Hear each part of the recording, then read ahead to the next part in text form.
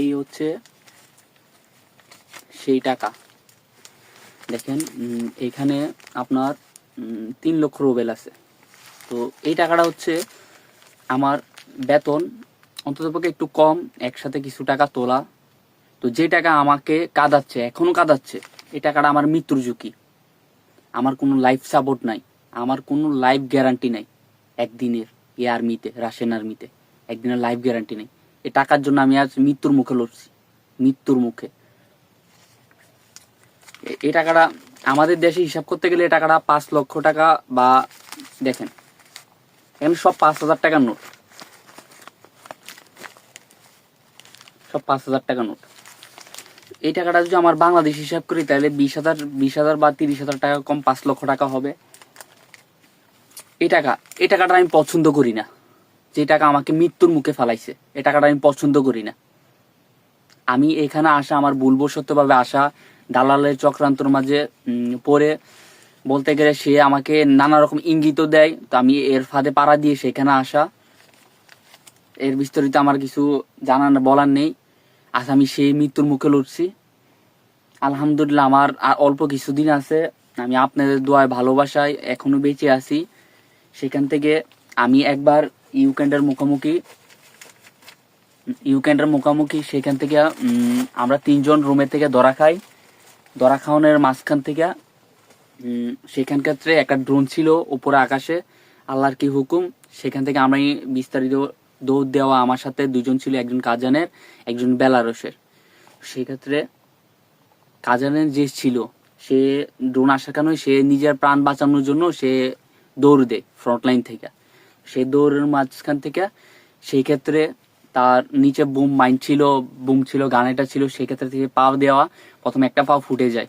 সেই ক্ষেত্রে সে এই পাওটা নিয়ে আরেকবার চলে যায়, দৌড়ের মধ্যে থাকে। সেই ক্ষেত্রে সে আরেকটা বুম মেরে মিষ্টি করে পা দেয়, সেখান থেকে সে দুটা পাও চলে যায়।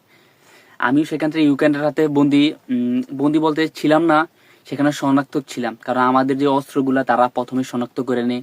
ফ্রন্টলাইনে যে রুমের উপরে অস্ত্রগুলা রাখা হয়, ভিতরে রাখি নাই, কারণ ভিতরে যদি রাখি তাহলে আমাদেরকে গুলি করে জায়গাতে মেরে দিবে। এই কারণে আমরা সামনে রাখা হয়, যখন তারা যদি আমাদেরকে দেখে বা আমাদেরকে আটক করতে আসে ফ্রন্টলাইন থেকে, তাহলে তারা যেন আগে মুভমেন্ট নেয় আমাদেরকে জীবিত রাখার জন্য। তা আমরা আশা করি জীবিত আছি। কাজানের যে ছিল সে ওইখান থেকে ড্রোন আসা, ও আকাশের ড্রোন থাকাকালীন সে এখান থেকে চলে যায়, বা গানাইটা মিষ্টি করে সে পাড়া দিয়ে সেখানে স্পট ডেড করে, মানে সেখানেই মৃত্যুবরণ করে। যে বেলারস ছিল সেও মাইন্ডে পাড়া দেয়। তা মাইন্ডে পাড়া দিয়ে সে যে পজিশনে পাড়া দেয় সেই 3টা আঙ্গুল চলে যায়। সে আর আমি জীবিত ফিরে আই ফ্রন্ট লাইন থেকে। ড্রোন আসছে এই কারণে আমরা বেঁচে গেলাম। ড্রোন না আসে তাহলে আমাদেরকে ইউক্রেন অবশ্যই তারা আমাদেরকে ধরে নিয়ে যেত, বা ধরে নিয়ে কি করতো আমি নিজেও বলতে পারি না। সেক্ষেত্রে আমার 100 ছিল মৃত্যু, সেক্ষেত্রে আমি বেঁচে গেলাম। তখন ড্রোন আসার কারণে আমিও অস্ত্র মাঝখান দিয়ে দৌড় দেই, আল্লাহ তাআলার হুকুম আমিও অস্ত্র মাইন্ডে বা বুমে পাড়া দেই নেই।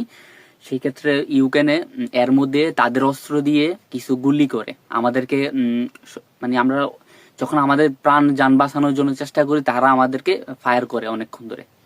তো ফায়ারের ক্ষেত্রে তখন মিষ্টি করে আমার মুখে কিছু ছিল না, আমার সেফটি পোশাকও ছিল না, আমি তখন ফ্রন্টলাইনে অবস্থানে ছিলাম রুমে। তো আমার পায়ে আর পেটের মধ্যে কিছু লাগে, পায়ে গুলি লাগে, পায়ের গুলি লাগার বলতে মাংসের মধ্যে লাগে। তারা যখন গুলি করে আমি তখন মাইনগুলোর উপর দিয়ে দৌড় দেই, বা আমি সতর্ক নিয়ে দৌড় দিছি। তারপরে ওই ক্ষেত্রে আমার সেন্স ছিল না, কিছু ক্ষেত্রে আমার সেন্স ছিল না, কারণ আমি মৃত্যুর ঝুঁকির মধ্যে পড়ে গেছি। এর মধ্যে যখন আমি তাদের অস্ত্রের সামনে দিয়ে দৌড় দেই, দৌড়ের মাঝখান থেকে তারা যখন ফায়ার করে তখন আমার পায়ের মধ্যে একটা গুলি মিস্টেক করে লাগে। তখন আমি ইনজুরি বক্সে ছিলাম। তখন তারা যখন আমাকে গুলি করার ক্ষেত্রে আমার হাড্ডির মধ্যে পড়ে নাই, এই কারণে আমি বেঁচে গেছি। সেটা আমার মাংসের মধ্যে পড়ে। সে মাংসটার ক্ষেত্রে এখান দিয়ে মাংসর পরে সেখান দিয়ে বের হয়ে গেছে ঘষা লেগে।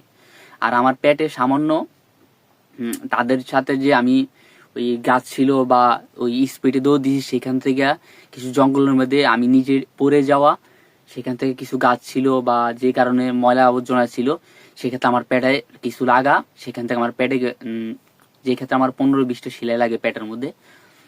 তা আলহামদুলিল্লাহ আপনাদের দোয়া ভালোবাসা বেঁচে গেলাম, মা বাবার দোয়া। এখন আমি কিছুদিন ছুটিতে আছি, আবারও যাব ইনশাল্লাহ। এখনো ট্রিটমেন্ট আমার চলছে, মোটামুটি আমি ভালো আছি আলহামদুলিল্লাহ। দোয়া রাখবেন আল্লাহর জন্য আমার কন্ট্যাক্টটা সুন্দর করে সহি সালামত আমি শেষ করতে পারি এবং আমি ভালোভাবে দেশে ফিরতে পারি আপনাদের।